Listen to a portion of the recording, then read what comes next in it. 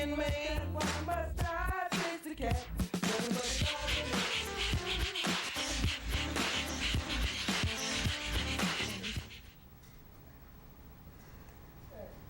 Good evening and welcome to Pound Posse Presents. I want to start tonight with a quick shout out and a happy birthday to my cousin Tara. Tara is out in LA. She's a film editor. Her birthday is tomorrow. She is someone who was like my best buddy when we were little. We were only a year apart, so there was like that bond. One of my cousins with whom I spent a lot of time at my grandmother's house. So we have, that common ground of all the good times at Granny's house, which, our grandmother was very special and special to us. So it's kind of a neat connection to have.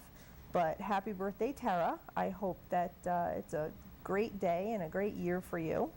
And I love you and miss you. So that having been said, I would just very happily like to say that 4 of the dogs that we talked about last week were adopted, and certainly having nothing to do with us. We just did, here what we do is share them and promote them. We had Hannah, who was the elder Boston Terrier, was adopted, and both Wyatt and Bella, who were urgent in New London, were both adopted as well, and they had only had until last Sunday. So that was some really good news, and I found all that out when I got home later Saturday. So that was something really nice to see, because of course, we can promote things, we can share dogs, we can beg, plead, scream, cry, grovel, but unless somebody steps up to take one of these animals in, it's all for naught. So that was some very good news. And I checked up on Hope as well today, because their prediction was that she would be going home by the end of the week. And I looked at the Facebook page, and sure enough, Hope went to her new forever home yesterday. And if you remember, Hope was the little Chihuahua who they really thought they were going to have to put down for having been in such god-awful shape. So props again to the ACO for giving her the chance, for everybody who stepped up to help her, and certainly for the woman who adopted her. There's a lovely picture on Facebook of her holding Hope, and it was like that happy tear moment, because there's nothing better than adoptions, and I cry at adoptions. I can't help myself. It's just, I love the happy endings. I see the transport bus and the people meeting their dogs for the first time, and I stand there and blubber watching. I mean, I can't help myself. I mean, there was one day that, I was promoting dogs that were going to die, and there were 17 adoptions that day, and for every text message and notification I got that another dog, I was just like, I was a mess all day. It's a good thing I wear waterproof mascara. Yes, I do. But anyway, congratulations to all of those dogs and their new families, and good job for everybody who shared all of those dogs, and certainly thank you to the people who stepped up to give them homes. And in the hope that we can get one more adoption, I'd like to show you Autumn from the Meriden Animal Control, and there she is, beautiful Autumn. She is losing weight and showing signs of stress. She's described as being gentle, calm, loving, not aggressive, good with some dogs. She was unfortunately adopted and returned due to a minor guarding issue. And that can mean anything. That can mean that she didn't want to share her toys. That could mean she didn't want to share her food. You don't know where these dogs come from. You don't know what they've been through. They can't tell you. So really, Autumn needs a home where the mindset of a rescued dog is understood. She needs someone to give her patience and love, someone to show her that life is good and everything will be okay. Dogs don't just settle into homes like happily ever after, and they don't understand the changes. They certainly didn't understand being in a shelter. They certainly don't understand that you are now there for them, their forever home. that, you know, you're going to protect them and love them and that they're going to have everything that they want. They don't understand that, you know, there's going to be no more hard times. They don't understand that there's going to be, you know, no more abuse if that's what they've had in the past, that you're not going to abandon them, that there's always going to be enough food, that there's their toys, and no one's going to hurt them or take their stuff away. So really, when you adopt a shelter dog, you've got to lower your expectations a little bit in the beginning and give them time to adjust, because if you don't, it's really, you know, it's not the right situation. You have to learn the dog's habits, the dog has to learn your habits, and, you know, what's expected of the dog and what the routine is going to be. And like I said, settle into a forever home. It's not an immediate thing. It's not like, whoa, we got a dog and everything's great and it's, you know, there's going to be no work to be done. A lot of times that can be the case, where a dog just fits in like it's been there forever with, you know, hardly a care. But, you know, sometimes there's a little work to be done. Again, you don't know where these dogs have been. You don't know what they've been through. It doesn't make them bad dogs or impossible dogs or, you know, damaged goods. It just makes them an individual, just like the rest of us are individuals. So, you know, with that being said, if you can give Autumn a break, if you can give Autumn a place where she can decompress and get to know what it's like to be a dog and learn that, you know, life is going to be good for her, then give the Meriden Animal Control a call. Their number is 203-235-4179. Once again, that's 203-235-4179. And really, you know, she's a beautiful girl. It's a shame when they start to show, you know, any signs of stress. You know, people come in the shelter, they walk right by her, you know. It's got to be a hard thing to be a dog behind a cage and, you know, just want somebody to call their own. So, yeah, losing weight, getting sad, showing signs of stress. Let's get her into a good home, you know, like I said, that'll show her the ropes, and that would be a really nice thing. Okay, I will mention here, can we get the poster for Bridgeport up, please? That the Bridgeport Animal Shelter is full. These are just some of the dogs that they have there. And if you're thinking about adopting, please check them out. There's 80 dogs, and without adoptions, some will die. And that's not what we want at all. You know, share them, foster, adopt, do what you can, network them. Let's not let there be, you know, a slaughter in Bridgeport, because that's just, these dogs don't deserve it. They deserve homes. There's plenty of people out there who could do something. And like I say, whether it's sharing, whether it's adopting, whether it's fostering, you know, if you want to foster, hook up with a rescue and do it through a rescue. Have the rescue pull the dog, and, you know, you can foster it. Just understand that it may be a long-term commitment. And, you know, don't think that it's only going to be like, oh, I'll foster it for a week or two when I did my part. That's not the case. You know, when you do a foster through a rescue, it puts the onus on the rescue. You're not in it on your own. You know, if there's any medical attention that the dog needs, it falls on the rescue, but at least you have the home that's open to the animal to save it. And without that, you know, rescues can't pull dogs. And I've always said, if you're interested in fostering, you want to get involved, and you want to do it through a rescue, but you're really not sure who you want to hook up with, by all means, you know, I can help you with that. You can email me at pawprints713@aol.com. That's PAWPRINTS 713@aol.com, and I'll be happy to get you in touch with a rescue that would be more than happy to have you as a foster home. Every rescue out there, you know, gone are pretty much the days of a building that's a shelter, unless it's a municipal facility. Most rescues operate through the kind graces of the foster home. So, you know, they're all looking for help, and if there's a particular dog that you would like to foster, I'm sure you could work it out where they would pull this dog so that you could foster it. Rescues are pretty good like that. That's why they're rescues. So really, do something. You can. It doesn't take a lot. It just takes some love and your home, and you've already got both of those things. So don't be stingy. Help save these dogs. Like I said, there's about 80 of them, and my guess, my educated guess, is if they start getting rid of dogs, there's going to be 10 or more probably, and we really don't want that. So let's step it up for Bridgeport, please, and let's not let there be any fatalities there, okay?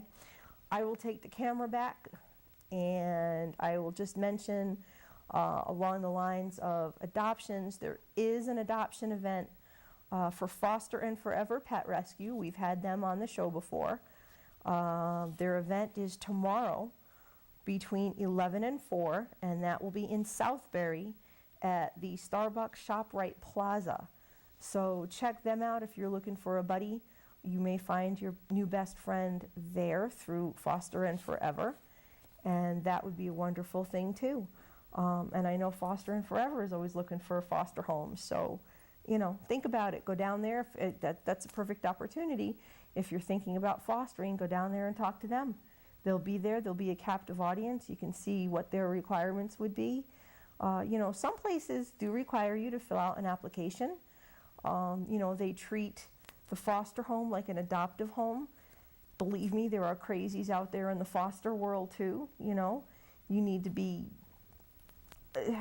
to have some of the same, I want to say, background or credentials as an adopter would have. You have to be like a good person for the animal, and there's nothing wrong with that.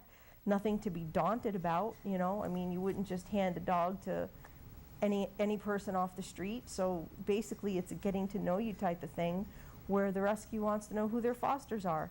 No shame in the game, trust me. It's not a painful process. It's just an application, and like I said, more like a getting to know you. You don't get anything without a bit of a relationship, and you have to establish one, and the application and the approval is the first step. So anyway, moving right along, I'm going to give a little update on Puppy Doe, which a lot of you are familiar. I covered a couple of times the information about Puppy Doe. I'm going to spare the pictures because it does still make me tear up, and that's all that's going to matter right now. Puppy Doe, if you don't remember, was found tortured, mutilated, just about every bone broken in her body in a park in Massachusetts last year, and they had to put her down because she was not going to have any kind of quality of life. They found the monster who did this to her, and he has been behind bars, thankfully, just about ever since. He's had several court dates. There's been no small amount of support on behalf of Puppy Doe every time he does make a court appearance, which speaks volumes for the fact that people aren't going to put up with animal abuse of any kind, but the magnitude of what he did to this poor dog brought national attention to her case. And he had a court date earlier this week. His next court date, I won't even give his name because we all know his name, I can't. He's a monster. That's the best I can tell you. I can't even honor him with a name. But anyway, his next court date is November 7th. It's a motion hearing for the larceny and animal cruelty charges. Yes, the guy has done a whole lot more than just brutalize a dog. And you can, on Facebook, on the news, it's all out there. You can see and read about his other charges. But of course, for the purposes of this show, we're most concerned about the animal abuse charges. His trial for the larceny is scheduled for February 9th. And, again, there's people turning out in court, people with signs. Juno's mom was there this week holding her sign. There's a really cute picture of Juno with one of the signs that was made. Bless Deb's heart for being so actively involved. That's up in her neck of the woods. And, she's at every protest and she's at every appearance. And I give her credit. would that, my truck would make it quite that far. Trust me, I would have made time. But, bless the people who are showing up for this and showing support and not letting this get swept under the carpet. And by the same token, Massachusetts signed a bill into law raising the penalties for animal abuse, which is a beautiful thing. There's increased jail time, increased fines, and it's substantial. The repeat offenders are more heavily penalized under this law. And the only bad part is that the new laws in Massachusetts will not affect the Puppy Doe case, or at least that's what it looks like now.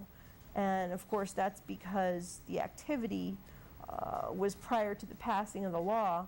I don't know what they can or can't do to try to make this retroactive to the case, but we're just hoping that justice will be served and, that Puppy Doe did not die in vain, that there will be some good that what will come out of her suffering and her passing in the way of these stiffer laws. Like, it's just, it's a shame that it doesn't look like the laws will apply in her case. But, the one good thing that does come from this whole thing with this particular person is that apparently he's still in solitary confinement, and everybody remarks how, he has lost weight and prison's not agreeing with him, and, isn't that quite the shame? And personally, I hope he rots. But anyway, rolling right along, back to Connecticut. Connecticut Votes for Animals is a wonderful organization. We had the president, Amy Harrell, on, I believe it was last year, talking about the puppy mill bill that was in the works at the time. Connecticut Votes for Animals is a very strong voice for making change for the better for animals in Connecticut. They've done some great work. Amy is wonderful, and they work tirelessly to try to improve things here in the state. And ironically, at this point in time, they're looking to expand their board. So they're seeking volunteer members to strengthen the organization, which, is probably a really good idea. Everything has a cycle, and, in order to make yourself better and bolder, sometimes you just have to make some changes and add some new people. So what Connecticut Votes for Animals is looking for is animal advocates with a background or expertise in politics, citizen lobbying, law, public policy, and fundraising. Obviously, the more people you have, the stronger people you have, the more you can do. So if you've got any of those qualifications and you are at all interested in trying to make a positive change in this way for animals in the state of Connecticut, you can email Caitlin at cva.caitlin@gmail.com. That's CVA, as in Connecticut Votes for Animals, .Caitlin, CAITLIN, @gmail.com. And, really, Connecticut Votes for Animals, like I said, is a great organization, and they do a lot. So, I always say everybody's got their niche, everybody's got their thing that they can do. If you've got any of the qualifications that they're looking for, if you've got time to volunteer, if you can make the commitment, and that's the important thing, is making the commitment. It's all fine and well to say, oh, I want to do that and I want to get involved and sign me up. But if you can't, put your proverbial money where your mouth is and spend the time and do the work, then you're probably, not what they're looking for.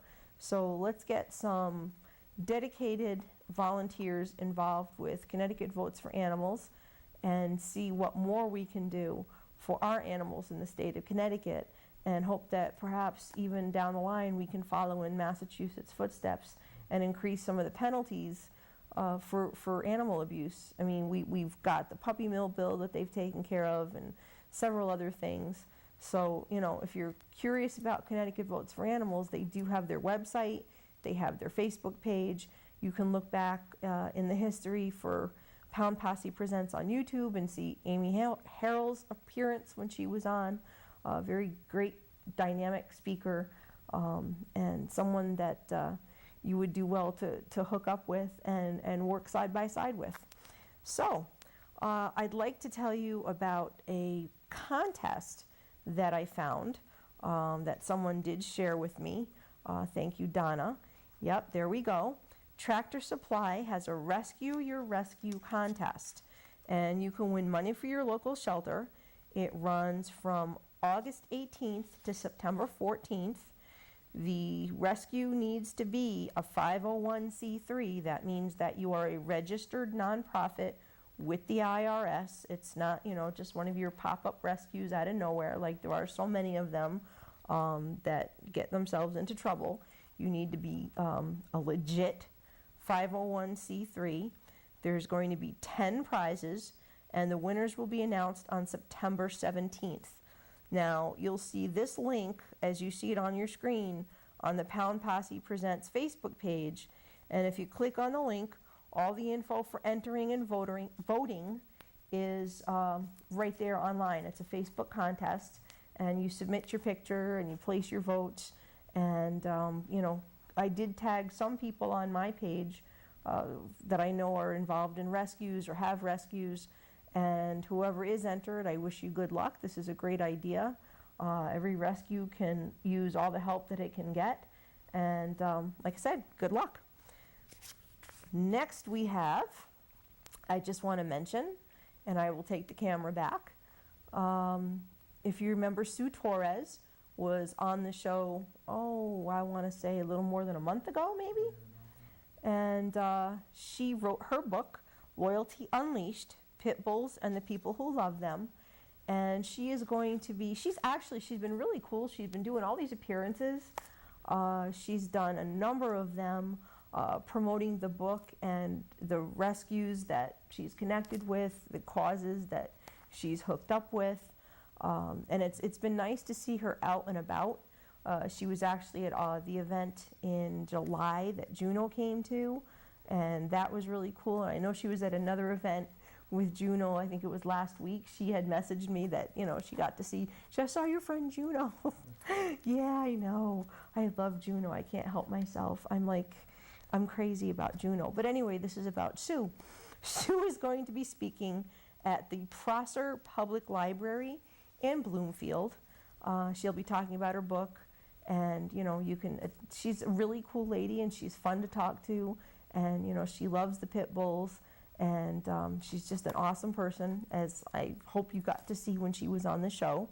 So this Thursday from 6:30 on, it will be at the library. It's a free event. There will be refreshments served, and you'll get to talk to her about her book, and see what she's got to say about how it all came about. I know it's been fun for her at some of these events to meet some of the dogs that were entered in the book, who sent in their stories and have been in the book.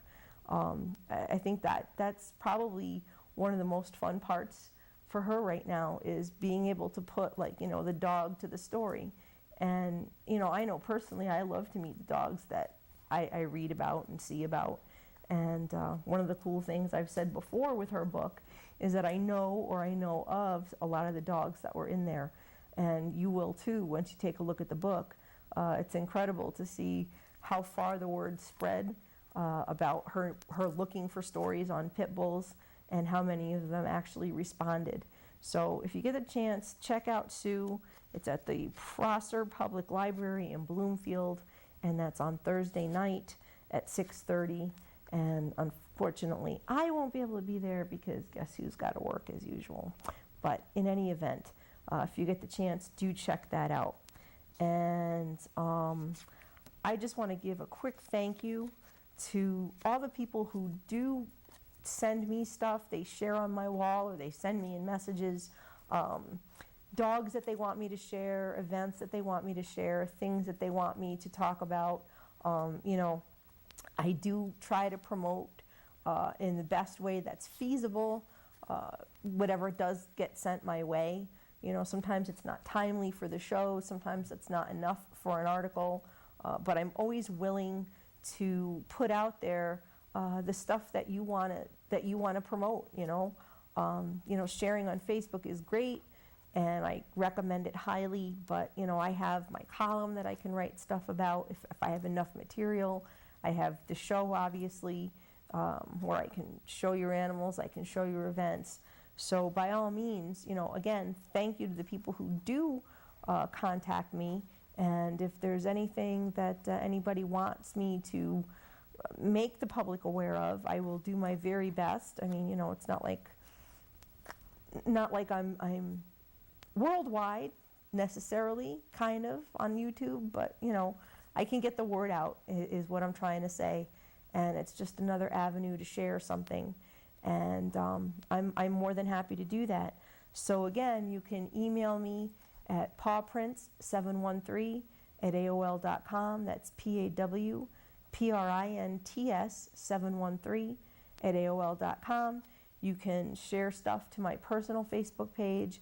You can message me on the Pound Posse Presents Facebook page, or just post something there with a, hey, please give this a shout. I don't mind at all. That's what I'm here for. Hopefully next week I've got a nice little surprise, and that's by way of a canine guest, and that's all I'll say for now.